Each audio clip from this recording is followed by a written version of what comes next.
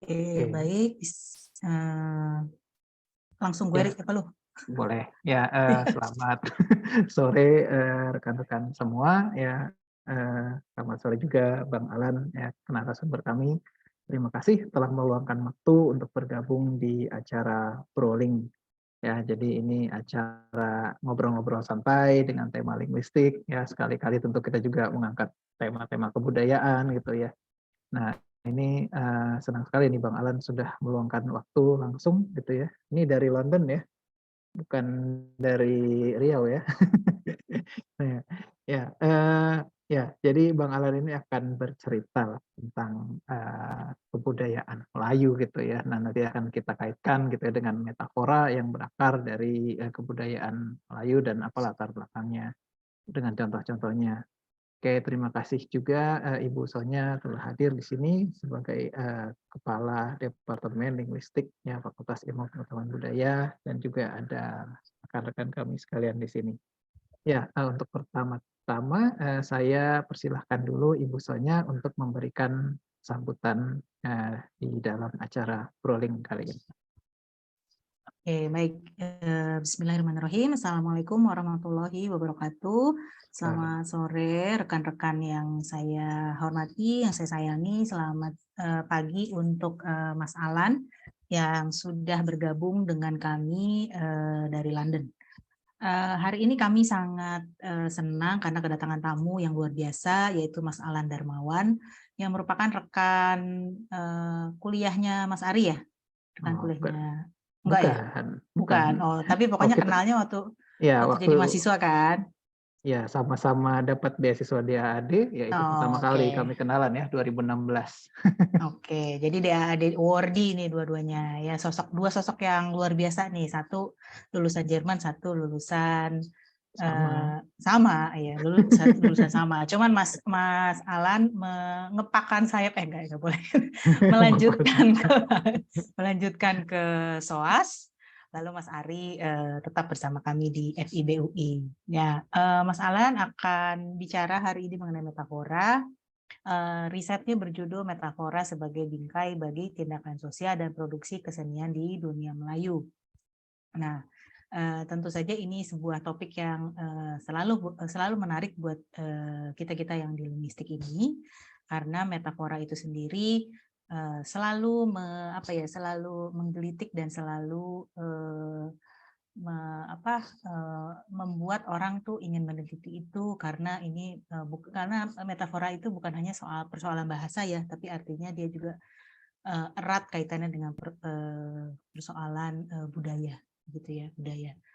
Nah, di KBBI sendiri metafora itu diartikan sebagai pemakaian kata atau kelompok kata bukan dengan arti yang sebenarnya, melainkan dengan lukisan gitu ya, ada kiasan gitu berdasarkan persamaan dan perbandingan. Nah, saya rasa ini adalah, makanya saya bilang ini sesuatu yang selalu ingin diteliti, dianalisis oleh mahasiswa-mahasiswa kami. Ini di sini ada Ketua Program Studi Linguistik nih, Ibu Triaswarin alias Ibu Ririt. Nah, Bu Ririt ini tahu nih, mahasiswa baik S2, S3 ya Mbak ya, pasti selalu senang gitu dengan metafora. Nah, sekarang kita akan dengar nih dari Mas Alan mungkin yang akan cerita tentang metafora yang membingkai mungkin keseharian kita gitu, barangkali ya, dari risetnya ada yang seperti itu, dan juga dari produksi seni budaya khususnya di dunia kebudayaan Melayu gitu. Nah, tanpa berlama-lama akan kita dengarkan segera pemaparan dari Mas Alan. Sekali lagi atas nama Departemen Linguistik, terima kasih ya Mas Alan sudah bersedia ngobrol linguistik dengan kita. Mudah-mudahan di lain kesempatan ya jangan kapok, kita berkolaborasi lagi, ngobrol lagi, mungkin ada riset-riset bareng dan lain sebagainya. Ya, oke. Wassalamualaikum warahmatullahi wabarakatuh. Selamat mendengarkan obrolan ini. Oke, waalaikumsalam warahmatullahi wabarakatuh. Terima kasih ya, Ibu Sonya, ya Mbak Sonya di sini ya untuk sambutannya. Izinkan saya membacakan sedikit biodata Bang Alan ini ya. Ya, jadi beliau bernama lengkap ya Alan Darmawan, ya pernah menerima beasiswa TAD juga ya di tahun 2016. Ya, beliau lulus ya pada tahun 2021 ya dari Universitas di Hamburg dengan disertasi doktoralnya tentang teater Makiong di Kepulauan Riau. Ya, saat ini beliau kerja gitu ya sebagai postdoctoral researcher in Islamic manuscripts di SOAS Campus ya, Russell Square, London. Dan tentu sudah banyak sekali ya riset dan fellowship yang beliau miliki sehingga bisa memperoleh tempat di mana buat banyak dari kita adalah sebuah impian tuh untuk kerja di sana, bisa kerja di sana dan berkarir di sana. Oke, silakan Mas Alan dimulai dengan presentasinya ya. Mas Alan punya waktu yang 40 menit gitu ya untuk menyampaikan presentasinya dan nanti setelah itu kami buka sesi tanya jawab. Terima kasih. Saya coba share, kelihatan ya? Ya, sudah muncul? Ya. Iya, selamat sore Bapak Ibu sekalian, rekan-rekan atau mahasiswa kalau ada. Saya senang sekali bisa bergabung di sini ya, ngobrol-ngobrol karena ini riset saya bertahun-tahun belakangan ini ada sekitar ya mulai PhD 2016 walaupun saya udah mulai beberapa tahun sebelumnya, jadi senang sekali kalau bisa dapat komentar dan pertanyaan dan membahas topik ini. Waktu ditawari oleh Mas Ari untuk join di Brolin ini, saya coba apa ya yang bisa menghubungkan itu riset saya tentang kesenian dengan linguistik. Jadi saya pilih metafor karena metafor ini yang banyak saya jumpai sebenarnya waktu di lapangan di Kepulauan Riau. Jadi justru yang saya lihat banyak produksi kesenian, tindakan atau event yang itu dibingkai dengan secara metaforis ya. Jadi ada metafor Melayu yang itu diperbaharui di dalam konteks hari ini. Jadi itu menginspirasi baik itu saya sendiri ataupun menginspirasi para seniman. Jadi waktu ditanya mereka sedang melakukan apa, ya mereka bilang ini seperti misalnya mereka bilang, "Ini yang kami lakukan seperti membangkit batang terendam," misalnya begitu. Jadi itu bagi saya sangat, apa ya, menginspirasi dan kita kan, sering lihat, dengar misalnya metafor bagai air di daun talas atau, metafor yang sering kita dengar di masyarakat. Nah, dalam waktu saya riset di lapangan itu, metafor itu justru kelihatan dalam dalam tindakan itu dia membingkai. Jadi ada saling keterhubungan antara antara, metafor ini dengan apa yang dilakukan gitu. Jadi dia hidup seperti dibawa, dalam dalam keseharian, hidup dalam keseharian masyarakat dan itu disadari gitu. Jadi dia yang membingkai, tindakan atau pemaknaan. Misalnya seniman sedang berkreasi dan dia bilang, "Wah, ini kami sedang membangkit sesuatu yang lama ditinggalkan." Jadi itu pakai metafor, gitu. Jadi itu yang saya maksud dengan membingkai tindakan itu, dan tindakannya berproduksi dan mempromosikan, identitas kebudayaan. Jadi ini nanti kita akan diskusikan lebih jauh dan yang saya lihat juga, saya pilih di alam Melayu karena ini alam budaya ya, jadi konteksnya alam budaya Melayu di mana masyarakat menuturkan bahasa Melayu dan masih menggunakan cara hidup Melayu dalam dalam derajat tertentu dan Kepulauan Riau ini dalam 20 tahun terakhir coba untuk menjadi pemain yang penting dalam konfigurasi kebudayaan Melayu, identitas Melayu di dunia Melayu. Jadi misalnya di wilayah Sumatera, Pantai Timur, Semenanjung, Kalimantan di pantai barat dan pantai utara, Thailand di provinsi Thailand di selatan, itu para aktivis budaya, seniman, dan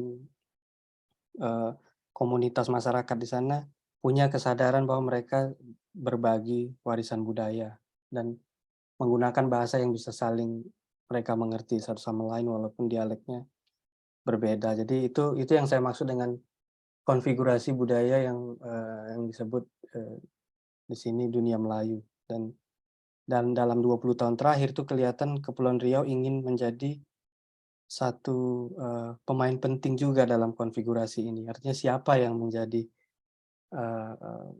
pemain penting, dan mereka menyebut dirinya sebagai pusatnya gitu, dunia Melayu. Jadi itu kenapa Kepulauan Riau menjadi penting. Nah, ini kita akan bicara soal beberapa wilayah, nanti beberapa lokasi yang akan saya sebut dalam presentasi ini.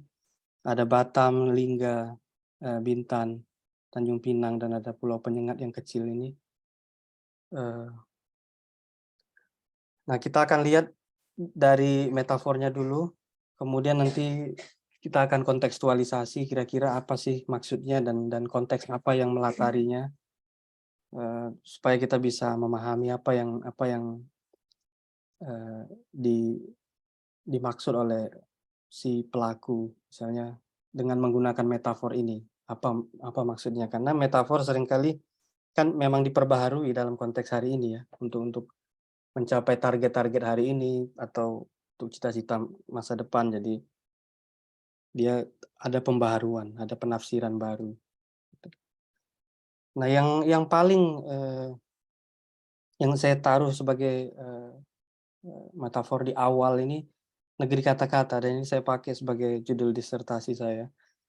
Karena ya menurut saya menarik, ini akhir tahun 90-an diucapkan oleh Sutarji Kaljumbakhri waktu ada peluncuran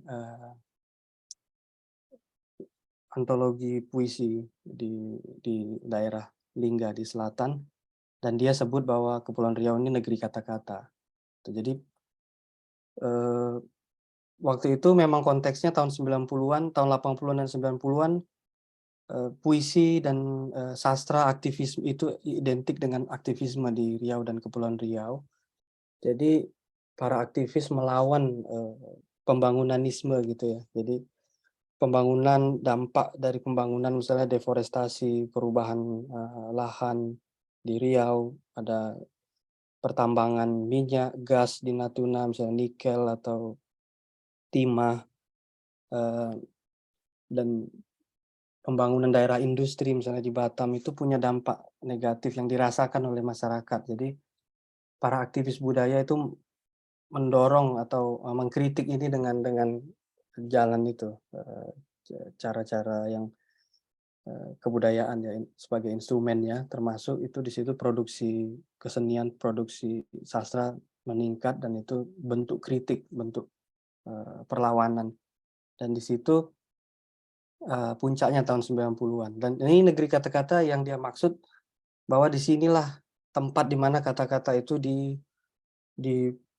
produktivitas budaya, dalam hal ini memainkan kata-kata itu banyak dalam produksinya, bisa sastra, cerita pendek, dan macam-macam. Banyak ada kanalnya, buletin, tabloid, majalah lokal. Dan juga negeri kata-kata bisa dimaknai sebagai negeri yang dibangun dengan kata-kata, jadi negeri imajinatif gitu ya. Nanti akan kita lihat apa kaitannya dengan sebuah gerakan budaya yang di mana kata-kata menjadi aspek yang penting dalam membentuk alam budaya Melayu itu. Dan ini bukan sekedar metafor, tapi memang ada landasan historisnya bahwa Kepulauan Riau itu mereka rayakan sebagai pewaris tradisi persuratan, gitu ya, tradisi persuratan di alam Melayu, terutama di abad 19. Dan ini contohnya di kedai kopi kalau keluar dari pelabuhan, terus kita akan dapat Jalan Bintan, dan ini saya ambil fotonya. Jadi kota Gurindam ya disebut Tanjung Pinang ini. Disebut sebagai puncak peradaban Melayu. Ini bentuk promosi kebanggaan. Jadi metafor ini kaitannya dengan space kalau saya lihat. Jadi ada baik itu space yang imajiner ataupun space yang real, yang fisikal, bahwa Tanjung Pinang atau Kepulauan Riau mereka dirayakan sebagai sebuah negeri kata-kata. Baik itu ada asosiasinya ke sejarah ataupun yang sekarang sedang juga digiatkan. Jadi kalau space itu kita lihat lebih kecil lagi, tadi negeri ini laman, itu kan halaman. Laman kata ini saya ambil dari satu event rutin ya di Batam, sekelompok seniman itu menggelar kegiatan rutin setiap bulan, event membaca puisi, main musik, dan ya itu pementasan seni lah, mereka sebut laman kata. Dan ada juga majalah, udah nggak terbit lagi, tapi ini menarik karena laman dan pelantar itu kan asosiasinya ke fisik, dan ini kalau pelantar itu kan seperti dermaga ya. Jadi mengisyaratkan makna yang ini memang daerah kepulauan gitu. Dan ruang-ruang seperti ini di mana kata-kata diproduksi dan puisi dibacakan, ini banyak sekali event, dan seperti ini Festival Sastra Internasional Gunung Bintan, dan ini ada Festival Budaya Bahari di Tanjung Pinang, dan ini ada seniman muda, dan laman juga bisa kita maknai sebagai panggung dalam hal ini, dalam hal pementasan seni, dan laman juga seperti halaman buku misalnya, laman ya di mana puisi. Kok kita pinjol banget? Di mana puisi ditulis gitu. Laman seperti buku ini, laman buku. Jadi memang bermain dengan ambiguitas ya. Dan pelantar itu kan seperti dermaga. Kalau kita ke pulau-pulau kan ada yang agak menjorok ke lautan, ke pantai, supaya perahu atau bisa bersandar gitu kalau airnya sedang surut, bisa bersandar. Jadi ada yang agak panjang menjorok ke laut, itu pelantar disebut, dan itu biasa sekali dalam keseharian. Kata-kata itu memang umum sekali di Kepulauan Riau, memang itu bagian dari kehidupan sehari-hari, dan itu dipakai juga dalam produksi sastra, dalam menulis novel dan puisi. Dan kaitan dengan sejarah itu memang produksi kesenian di Riau dan Kepulauan Riau itu memang selain untuk kritik juga itu untuk menekankan posisi bahwa kami ini negeri kata-kata, misalnya begitu, para seniman atau para sastrawan di sana. Dan itu memposisikan Kepulauan Riau sebagai tempat yang penting dalam sejarah. Di situ persuratan Melayu mencapai puncaknya, dan itu ada Raja Ali Haji di situ sebagai tonggak penting dalam sejarah kesusastraan, dan menulis kamus pertama, misalnya dalam kamus bahasa Melayu yang pertama, yang itu sendiri kamusnya belum nggak lengkap ya, bukan nggak lengkap, tapi belum selesai dia tulis sebenarnya, masih kalau pakai aksara Jawi itu masih huruf alif sampai huruf H. Tapi itu memang dianggap sebagai tonggak penting dalam tradisi persuratan Melayu, dan itu menjadi dasar para seniman dan aktivis untuk memposisikan Tanjung Pinang atau Kepulauan Riau sebagai dermaga gitu ya bagi sastra Indonesia. Jadi tempat bertolak dan tempat kembali gitu. Dan itu di masa Riau Lingga itu, di Riau Johor di abad ke-19, dan itu memang yang dibanggakan dan menjadi dasar untuk menyatakan diri sebagai dermaga sastra Indonesia. Dan karya-karya sastra abad 19 seperti Gurindam 12 yang ditulis oleh Raja Ali Haji itu dibacakan dalam festival, itu dia dinyanyikan dengan melodi-melodi syair gitu. Jadi anak-anak muda belajar Gurindam di sekolah, dan kemudian di sekolah ada kontes membaca Gurindam, dan ini ada yang saya ambil fotonya ini di gedung daerah, ada di gubernuran gitu ya, gedung daerah, ada festival Bahari Kepri namanya mereka, murid SMP, SMA berkontestasi membaca Gurindam dengan melodi yang indah gitu. Dan ini salah satu contoh Gurindam itu juga dipakai untuk menandai tempat bahwa ini loh negeri kata-kata, ini loh kota Gurindam gitu. Jadi teksnya juga tapi ini udah alih aksarakan. Kalau yang asli ya tulisan Jawi, tapi ini udah dialih aksarakan dan ditaruh di sekolah, ada di kantor pemerintahan, di ruang-ruang publik gitu. Jadi untuk menyatakan kepada publik ini kota Gurindam, negeri kata-kata. Dan juga di kedai kopi juga ada seperti ini, misalnya. Ada poster besar ditaruh, wah ini kota Gurindam, negeri pantun misalnya. Dan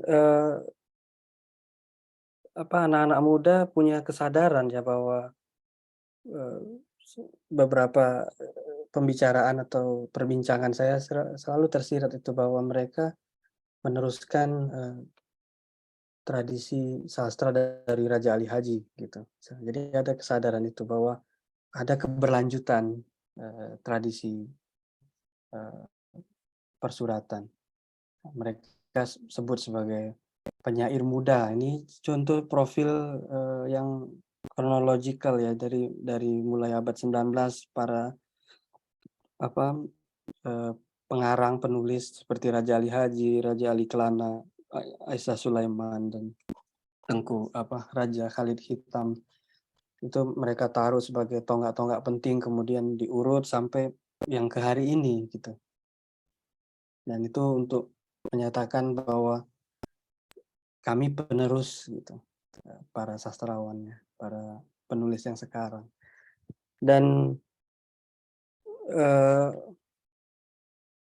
kelanjutan itu juga ada, misalnya kesadaran bahwa ini melanjutkan tradisi sastra dan tradisi seni dan menjaga bahasa Melayu itu kelihatan juga. Misalnya album ini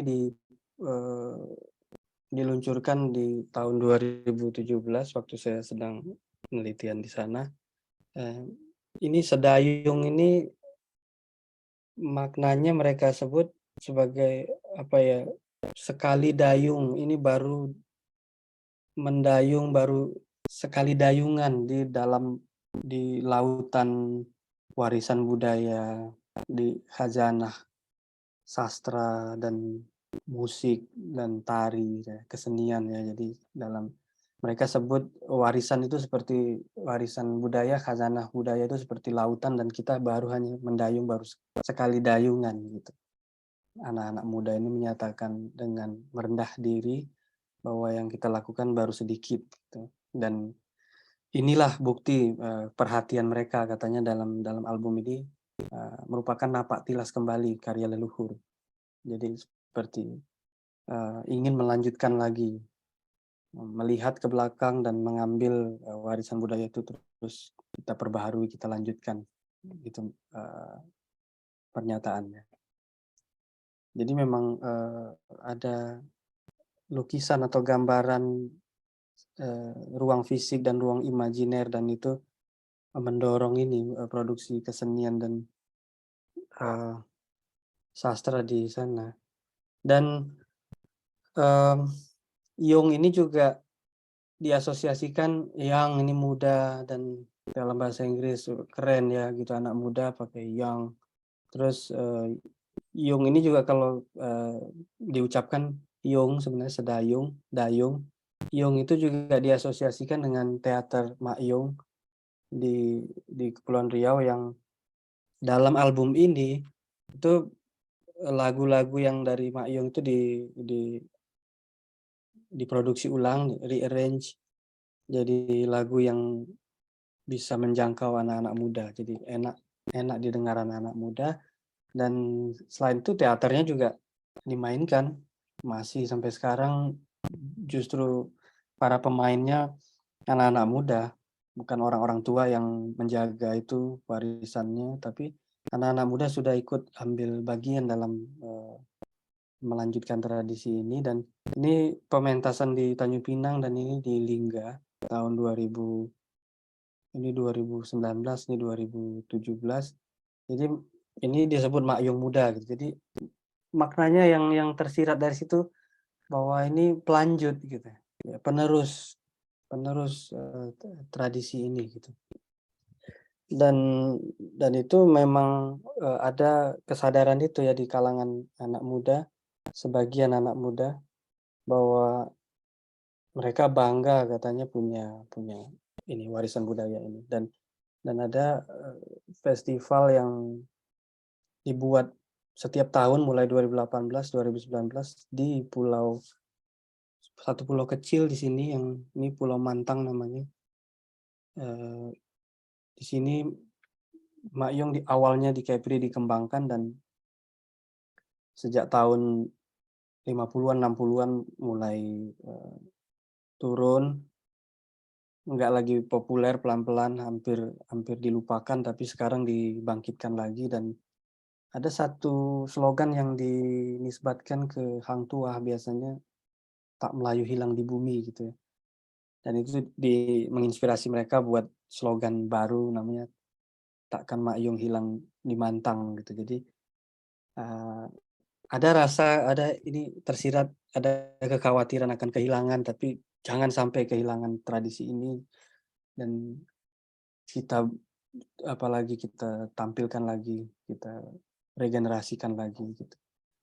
Dan itu sekaligus membuat identitas tempat, bahwa ini ruang fisik, ini tempat di mana tradisi ini dikembangkan awalnya gitu. Jadi dengan itu mereka mau bilang ini Pulau Mantang adalah kampung Mak Yung gitu misalnya. Dan itu juga sekaligus karena tradisi ini ada di dunia Melayu, ada di Sumatera, pantai timur Sumatera, ada di Semenanjung, di Thailand. Jadi itu sekaligus juga menghubungkan komunitas ini dengan masyarakat di dunia Melayu pada umumnya. Jadi kita berbagi tradisi, berbagi kebudayaan.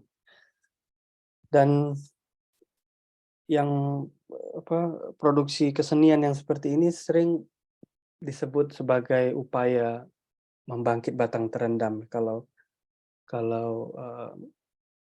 dalam bahasa Inggris kan revitalization atau revival.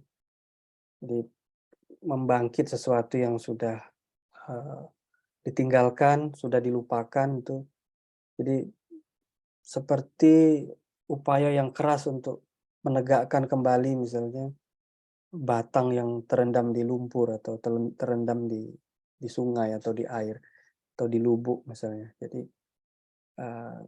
menyiratkan itu upaya yang sulit, dan menyiratkan membangkitkan sesuatu yang sudah dilupakan sebenarnya. Dan itu memang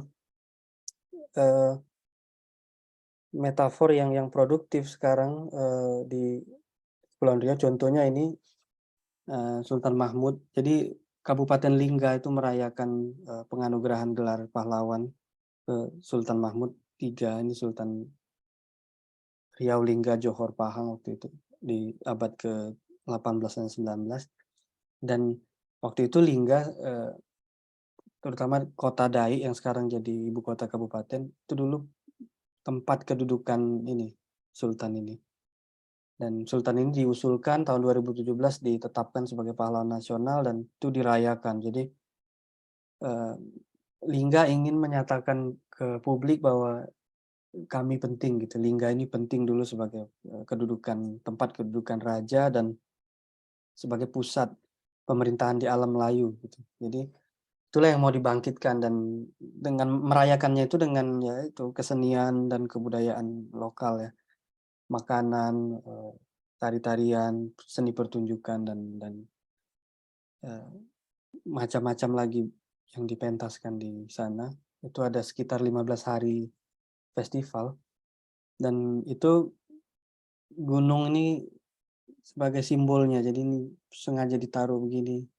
Kita berfoto di sini dengan Sultan Mahmud, dan ini ada Gunung Daik yang sangat terkenal di kawasan itu sebagai gunung yang indah dan punya cabang 3, dan itu menginspirasi banyak pantun misalnya. Gunung Bintan lekuk di tengah, Gunung Daik bercabang 3, hancur badan di kandung tanah, budi yang baik di kendang jua, misalnya gitu. Jadi dalam sampiran pantun tuh banyak pakai lanskap,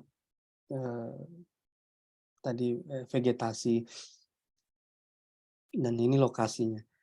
Nah, membangkit itu juga itu sebenarnya membangkit batang terendam itu membingkai juga apa yang sedang ditelah dan sedang berjalan di daerah lain di Kepulauan Riau, misalnya di Tanjung Pinang, yang mendorong itu revitalisasi budaya Melayu, kebangkitan sastra atau apa, dan itu seperti membangkit batang terendam juga disebut. Jadi membingkai itu. Jadi kegiatan ini disebut sebagai upaya membangkitkan itu batang terendam, tradisi yang sudah ditinggalkan. Dan ini contohnya ada cogan ini regalia di Kesultanan Riau Johor atau Riau Lingga atau Riau Lingga Johor Pahang. Itu dulunya dipakai untuk melantik dan untuk acara upacara di kerajaan. Ya, termasuk yang paling penting adalah pelantikan raja, dia harus ada. Dan ini ada tulisannya, dan ini tulisannya menghubungkan raja-raja ini dengan Bukit Seguntang, dengan raja yang di Palembang, dengan leluhurnya yang berasal dari Bukit Seguntang. Jadi, nah ini jadikan simbol sebagai itu proyek revitalisasi budaya Melayu itu. Ini cogan ini. Cogan ini sekarang di Jakarta di Museum Nasional kalau nggak salah. Dan dia sekarang dipopulerkan misalnya dengan sebagai ikon revitalisasi, juga sebagai ini misalnya di foto booth di pernikahan gitu. Dan itu semua sebenarnya seperti upaya menemukan kembali tradisi, atau melihat kembali ke belakang sejarah apa yang penting untuk hari ini misalnya gitu. Dan itu ada satu metafor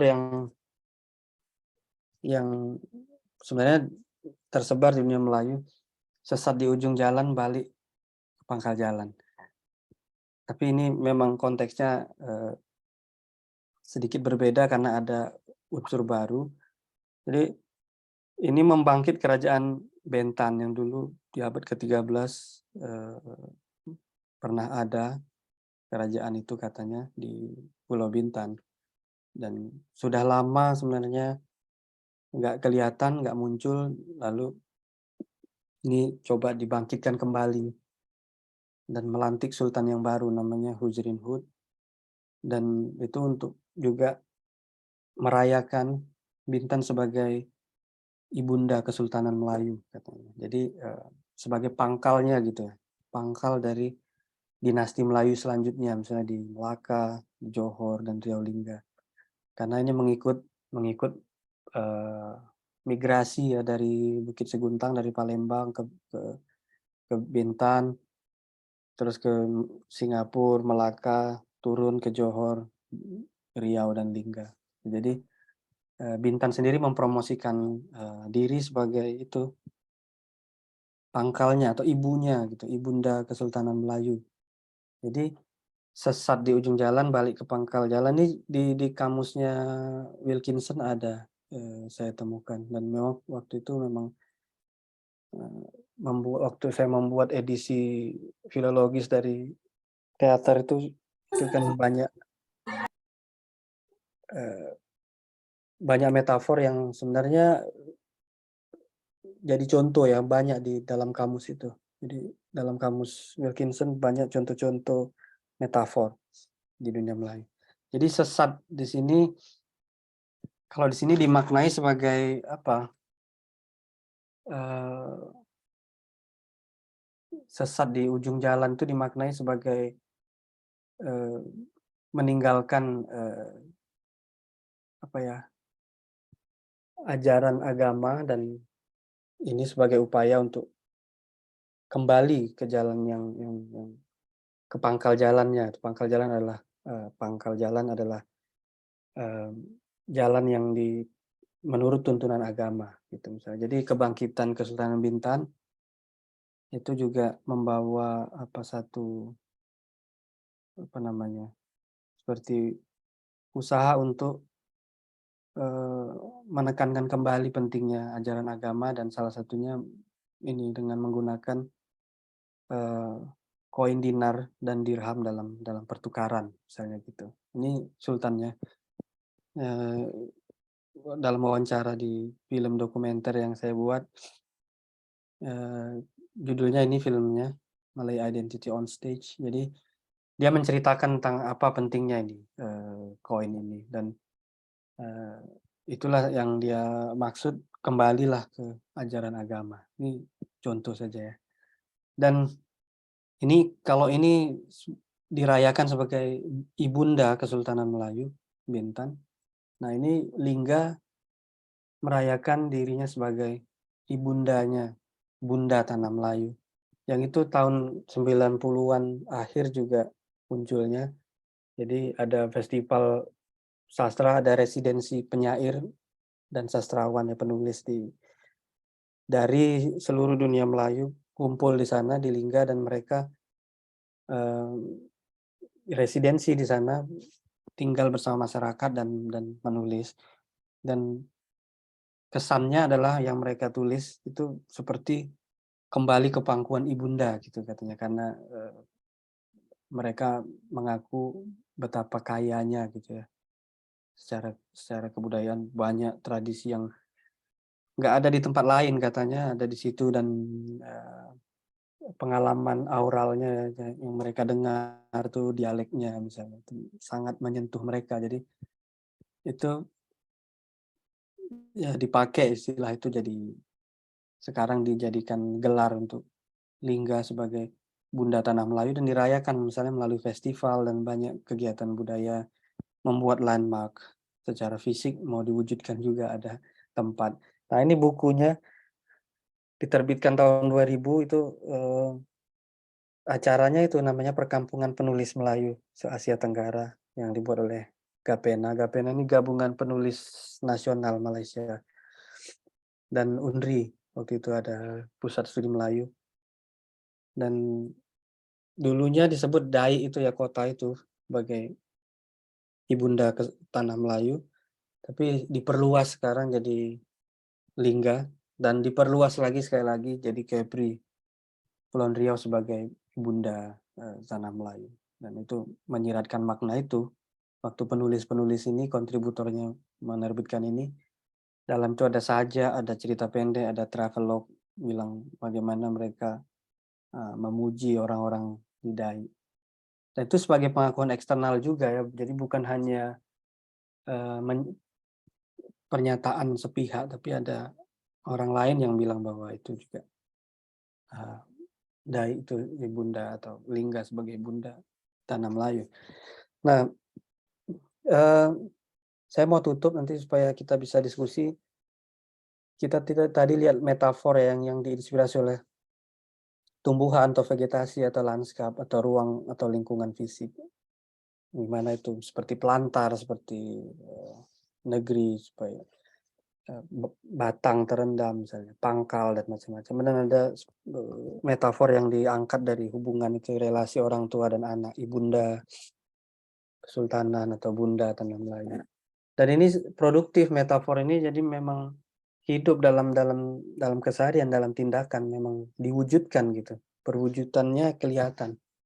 Bukan misalnya seperti pajangan aja gitu, seperti ditaruh di dinding ada tulisan metafor. Tidak seperti itu. Justru yang kita lihat dia terwujud dalam tindakan, dan itu dipakai oleh para pelakunya untuk memaknai tindakannya. Dan itu sebagai cara pandang mereka ya hari ini, bagaimana apa yang sedang mereka kerjakan. Itu ditarik lagi, dibingkai oleh metafor itu. Dan ya saya kira ini cukup di sini, dan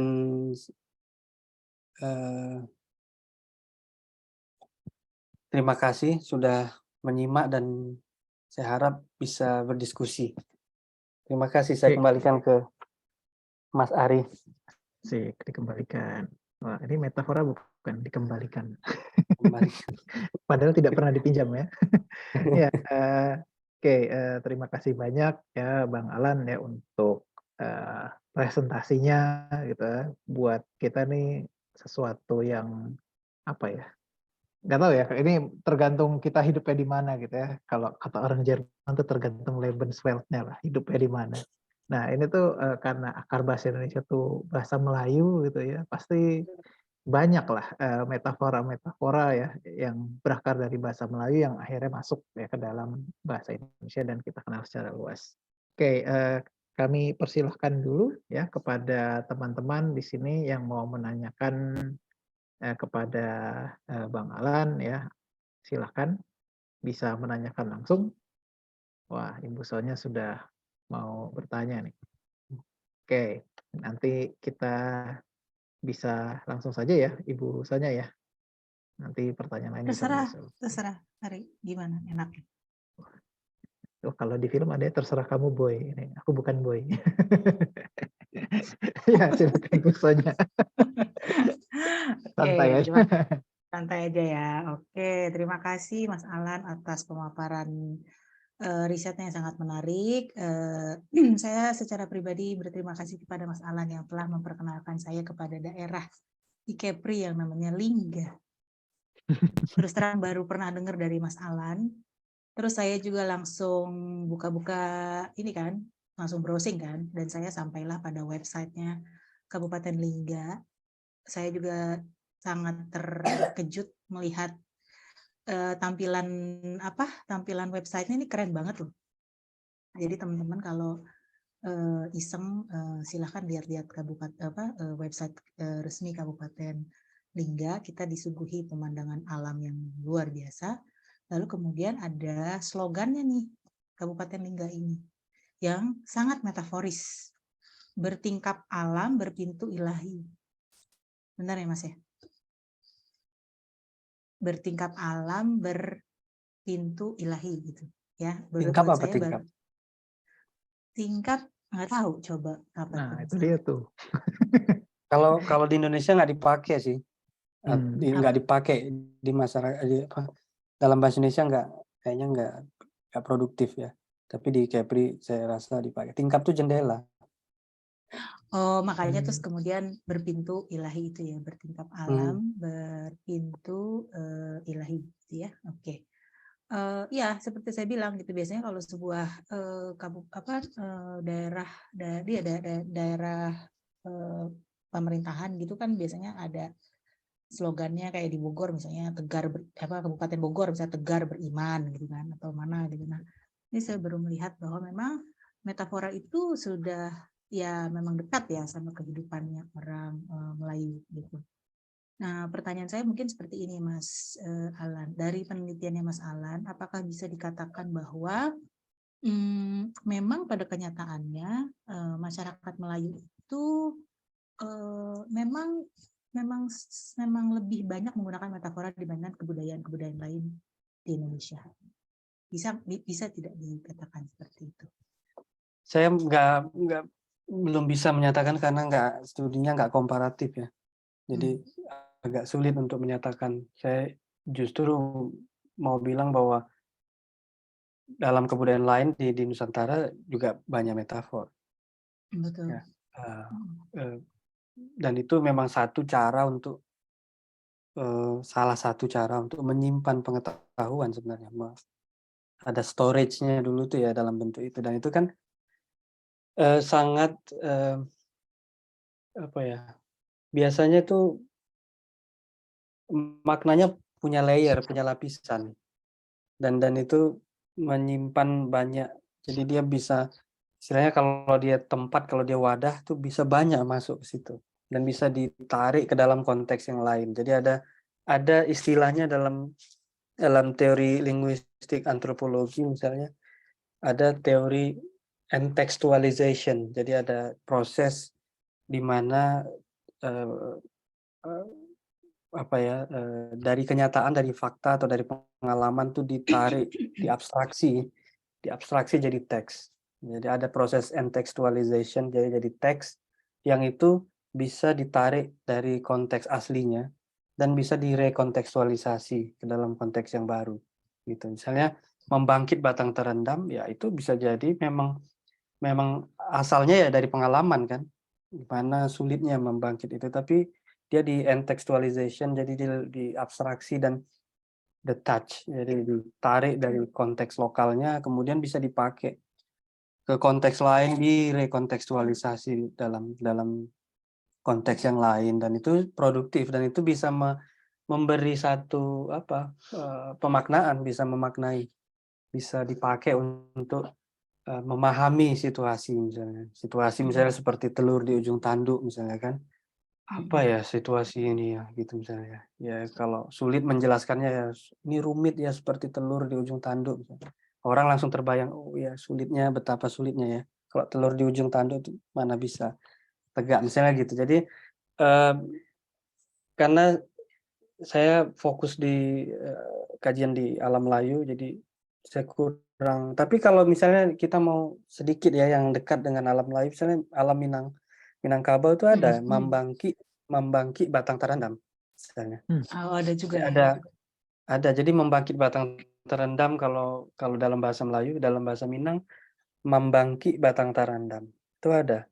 Jadi ada saling pinjam, saling ya biasalah ya kan, dalam kebudayaan pasti proses itu terjadi, dan saya rasa metafor kan umum ya, bukan hanya di Nusantara, di dunia barat juga banyak metafor. Jadi itu memang saya rasa satu mekanisme, satu cara menyimpan pengetahuan dan konsep-konsep. Ya, setuju Mas. Oke, terima kasih Mas Alan dan Mas Ari. Oke, terima kasih Ibu Sonya, Mbak Sonya. Ya, baik, silakan. Wah, ada ini nih, Ibu Sri Munawaroh. Silakan Ibu Sri, terima kasih sudah bergabung bersama kami. Nah, beliau nih dosen prodi Indonesia nih. Terima kasih Mas Alan. Saya dapat banyak inspirasi. Tadi Mas Alan mengatakan apakah di bumi, karena tidak mengadakan komparasi tentunya tidak menjawab. Saya hanya ingin berbagi bahwa saya terinspirasi dengan penelitian Mas Alan, tetapi waktu itu karena saya hanya mengadakan penelitian tentang petata petiti, saya memberikan istilah petata petiti dalam bahasa Madura. Nah, kemudian saya ingin menyampaikan itu, ingin mengubah stereotip orang terhadap orang Madura.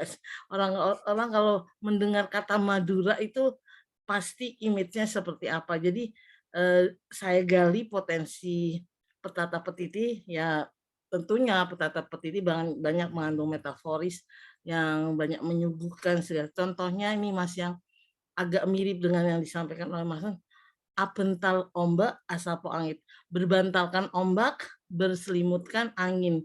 Jadi kita melihat betapa orang Madura itu bisa sangat kuat dimanapun berada gitu loh.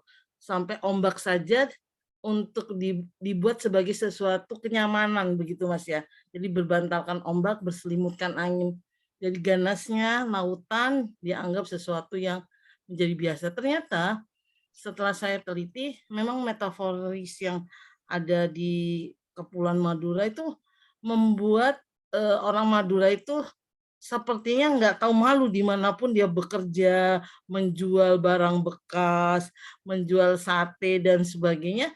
Karena dari filosofi, kalau saya mengatakan filosofi, dari metafor yang ada tuh seperti itu. Bahkan ada satu peribahasa yang saya agak terenyuh juga, dan itu berkesan buat saya. Kalau bahasa Indonesia, mengais-ngais seperti ayam menemukan satu dipatok. Jadi hanya barang satu itu dipatok. Jadi dia tidak malu, akhirnya akan menjadi kenyang juga. Begitu filosofinya mengatakan seperti itu. Terinspirasi oleh penelitian Mas Alan, saya ternyata bisa mendalami itu, bisa memperluasnya dengan mengaitkan dengan banyak aspek, terutama masalah pemaknaan metafor yang ada di masyarakat Madura pada umumnya. Dengan demikian saya secara khusus mengucapkan terima kasih Mas Alan, membuka wawasan saya lebih luas lagi. Begitu. Terima kasih Oke, Bu. terima kasih Pak Sri. Ya, Mas Alan mau menanggapi dulu nih. Ya, Mungkin. sedikit aja. Saya senang kalau itu bisa cukup menginspirasi, dan terima kasih Bu udah berbagi sedikit. Makasih udah berbagi sedikit tentang Madura ya. Jadi saya pengalaman waktu di lapangan juga saya menjumpai itu ya, banyak sekali metafor yang dipakai, misalnya seperti slogan, tapi sebenarnya nggak hanya berhenti sampai di situ kan, ada tindakannya. Jadi ya saya rasa memang mencari keterhubungan itu sih sebenarnya, itu yang menarik. Begitu. Oke. Ya, silakan mungkin dari teman-teman ada pertanyaan lainnya. Ayo, daripada saya pakai semua jatah pertanyaannya, saya banyak nih pertanyaan. Ya boleh nih. Baik, Mbak Ririt, silakan Mbak Ya, Ririt. ini untuk mahasiswa. Ini mohon maaf Mas Alan, waktunya untuk beberapa kelas ya mahasiswa ini tidak terlalu cocok karena sedang kuliah. Ini baru ada beberapa yang saya lihat bergabung begitu ya. Sebetulnya ini kan apa namanya, bisa menginspirasi mahasiswa ya yang baru masuk terutama begitu ya, untuk meneliti di bidang semantik, metafora begitu. Mungkin bisa sedikit ya sebentar aja, singkat aja diberikan tips gitu bagaimana misalnya Mas Alan ini menghubungkan metafora untuk meneliti sesuai dengan topiknya ini, misalnya metafora sebagai bingkai bagi tindakan sosial dan produksi kesenian gitu, bagaimana ya metodenya gitu, langkah-langkah Mas Alan tuh bagaimana untuk mencapai itu begitu Mas Alan, supaya bisa ditiru lah oleh mahasiswa kami begitu. Terima kasih. Terima kasih Bu, pertanyaannya ini pertanyaannya memang berat ini. Ya, saya coba ini ya, putar ulang metode saya waktu di lapangan, karena kita kan biasanya kalau di lapangan kan, oh ini nggak bisa nih metode ini, ganti sering gitu ya. Jadi ya kan itu memang harus punya ada cadangan gitu ya, plan A, plan B gitu. Jadi kalau saya sering konsultasi waktu itu, sebelum ke lapangan saya ngobrol sama Prof. Saya bilang, Prof ini bagaimana ya kalau seandainya di lapangan saya nggak menjumpai ini, nggak menjumpai itu, apa yang udah saya bayangkan, misalnya pertunjukan kesenian gitu kan. Itu macam mana Prof, saya bilang. Apa saya order misalnya, saya order lah orang untuk tampil misalnya kan, itu nggak itu nggak bagus katanya. Jadi saya coba sebenarnya membuat satu rencana yang berlapis. Jadi waktu di lapangan, apa yang saya jumpai langsung hari itu, biasanya saya pagi sampai sore keluar, malam saya nulis gitu. Menulis catatan catatan pendek saya, catatan singkat di buku saku itu saya kembangkan lagi. Waktu malam saya catat lagi. Dan biasanya langsung saya bikin grouping gitu, sesuai tema-tema tertentu. kalau udah di grouping gitu nampak ada, oh ini sepertinya ada hubungan ya ini gitu. Jadi sebenarnya itu membantu. Jadi jangan jangan udah numpuk duluan, numpuk terlalu banyak kita sulit sebenarnya kan. Jadi kalau saya sukanya setiap hari. Jadi ada catatan per hari. Jadi setiap hari saya, apalagi misalnya penelitian yang seperti kita ini kan banyak kosakata yang berserakan misalnya. Ini kata penting, ini kata kunci gitu. Jadi ternyata waktu saya kumpuli tiap hari bikin grouping, deskripsi apa yang dilakukan, apa yang saya dengar, terus apa yang wawancara itu saya bikin grouping, itu ternyata produktif juga. Dan waktu itu saya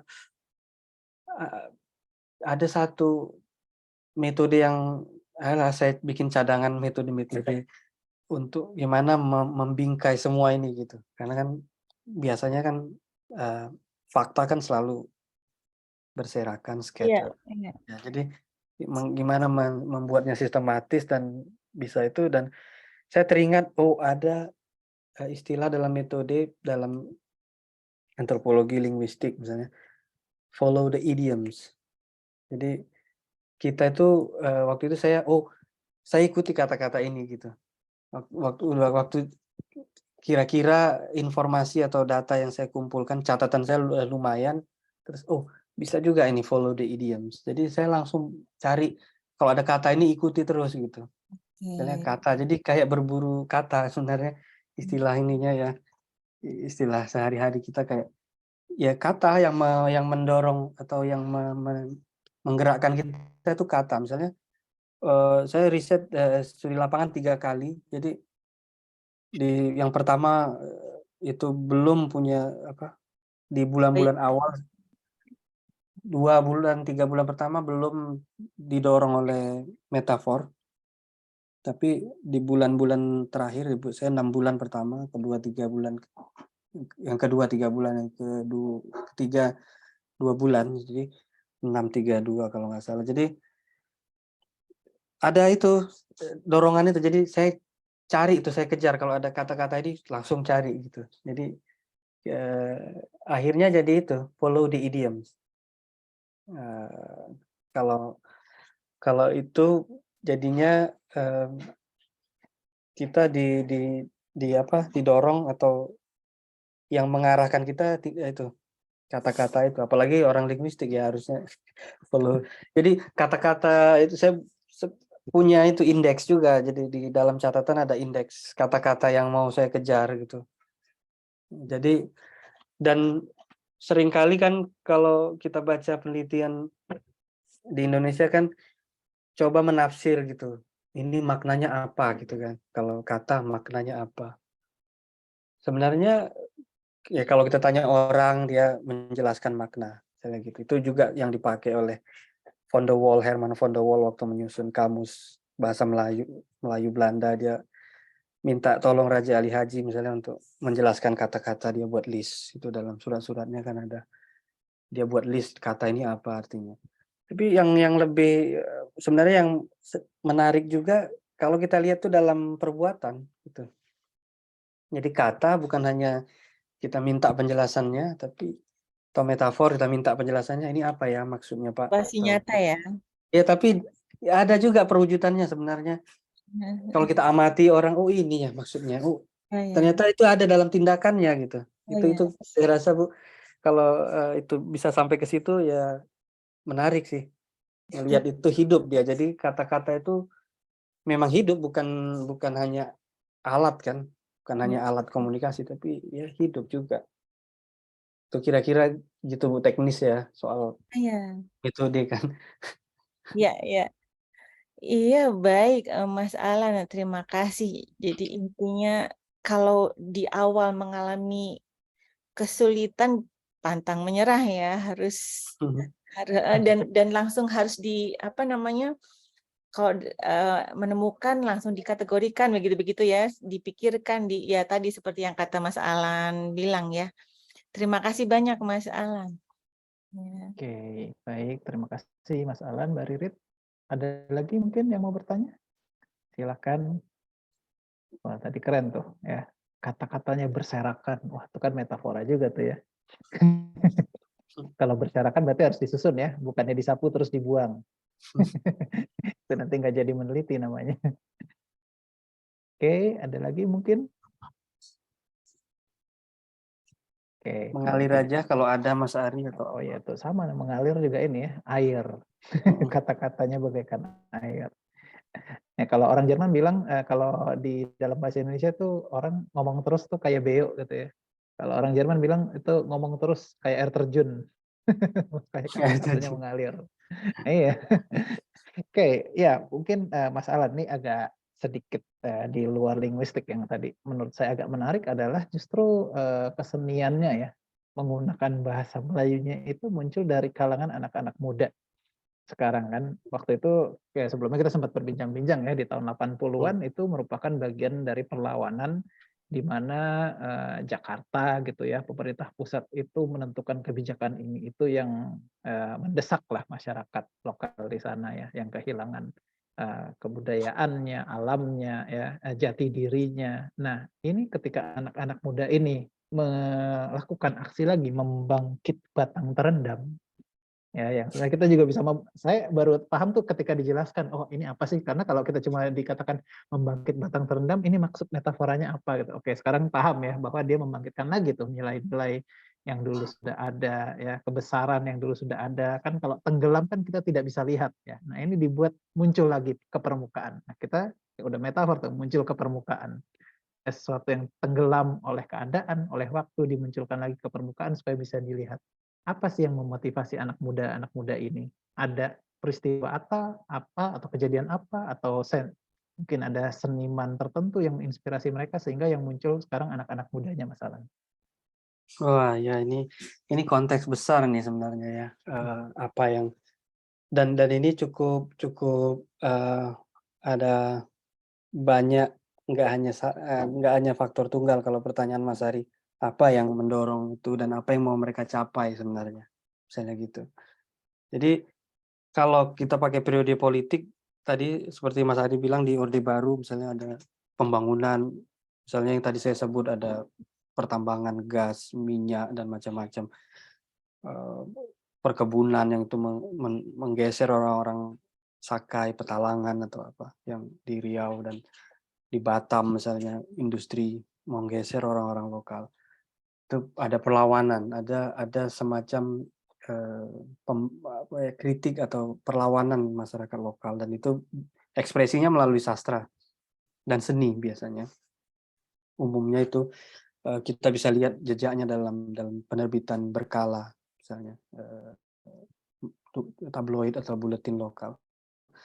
Kalau hari ini di periode 2000-an ke sini itu lebih terbuka kan untuk ekspresi lokal. Kalau dulu kan identitas lokal, budaya lokal ditentukan oleh Jakarta, oleh pemerintah pusat. Misalnya identitas suku bangsa kan bagian dari bangsa, suku bangsa bagian dari bangsa Indonesia. Jadi anggota dari satu nation yang baru itu didefinisikan oleh pemerintah pusat dan itu dibuat ada inventarisasi misalnya, inventarisasi dan dokumentasi kebudayaan daerah itu ada proyek cukup panjang selama Orde Baru sampai tahun 90-an akhir dan itu kan merekam banyak kesenian lokal di Indonesia dan itu selesai tahun 2000 udah lain lagi tapi sedikit kurang lebih mirip tapi ini memberikan ruang untuk misalnya pemerintah di kabupaten dan provinsi untuk punya inisiatif untuk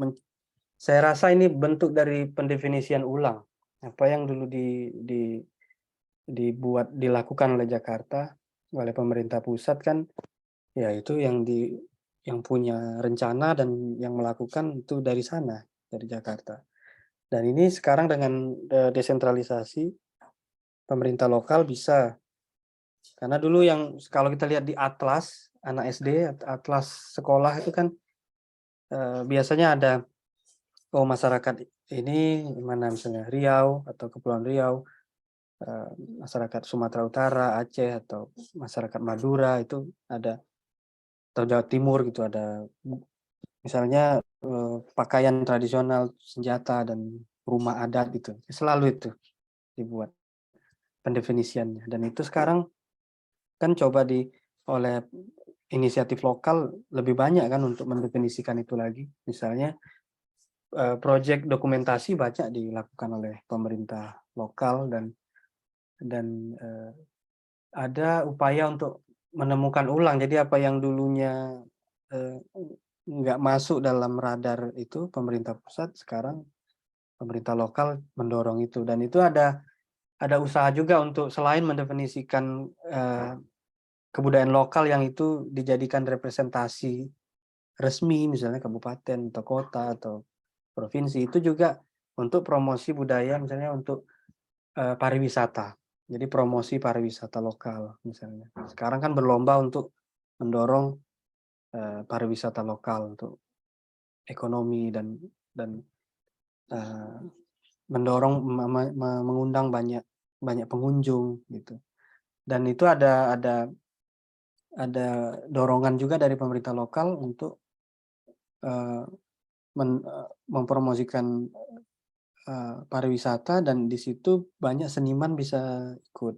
Misalnya buat festival misalnya yang disponsori oleh pemerintah lokal. Jadi seniman ikut dan mereka menggali tadi yang sudah terendam tadi, tradisi yang sudah ditinggalkan, dan mereka coba reproduksi dan bisa itu ditampilkan. Dan itu ada selain target-target ekonomis, ada rekonstruksi identitas, ada juga ini untuk popularitas, misalnya para seniman bisa dikenal. Dan itu sekarang kan kalau kita lihat apalagi dengan media sosial, misalnya YouTube itu membuka ruang. Kalau dulu kan semuanya harus melalui Jakarta kan, pusat. Misalnya apapun itu harus naik ke sana baru dikenal. Kalau sekarang misalnya dengan YouTube, orang bisa buat apa aja.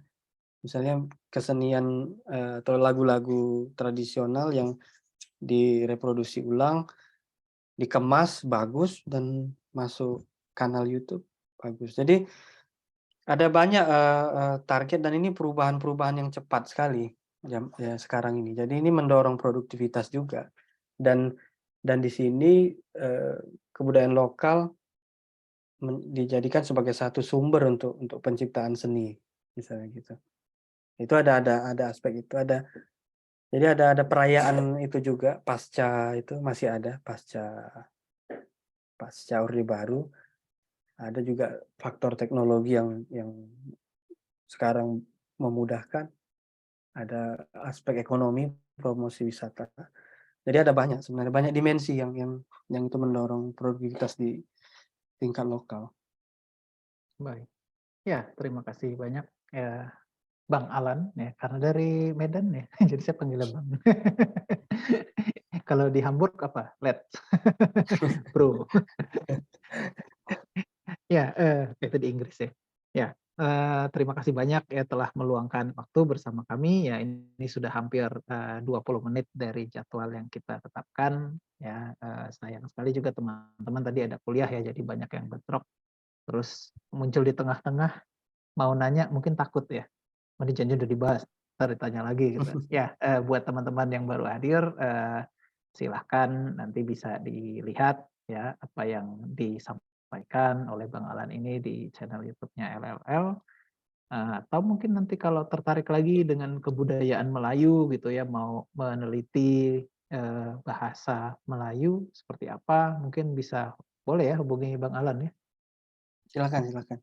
Ya, jadi ada channelnya lah kalau mau ke sana ya. Apalagi mau dokumentasi bahasa gitu ya. Seperti apa tadi sudah diceritakan bahwa di sana ada juga semangat ya untuk kembali membangkitkan kebudayaan lokal gitu ya di daerah itu. Oke, terima kasih banyak Ibu Sonya juga telah membuka acara ini, menyediakan Zoom-nya. Ya. Mbak Ririt, Bu Sri juga meluangkan waktu untuk hadir. Tadi ada Kiki, oh masih ada nih harus ini. Dan juga rekan-rekan sekalian ya telah meluangkan waktu bersama kami. Terima kasih juga, semoga setelah ini bisa istirahat atau nggak istirahat ya, masih kerja lagi ya. Apalagi Bang Alan di sana ya, harinya baru mulai, energinya semoga belum habis ya untuk crawling ini. Oke, terima kasih banyak. Selamat sore semuanya, sehat selalu. Ya, assalamualaikum warahmatullahi wabarakatuh. Waalaikumsalam. Waalaikumsalam. Baik. Terima